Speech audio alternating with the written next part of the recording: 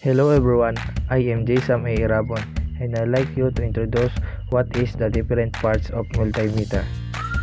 The first one is the scale, pointer, zero position adjuster, and zero ohm adjuster, range selector na polarity, and this is probes.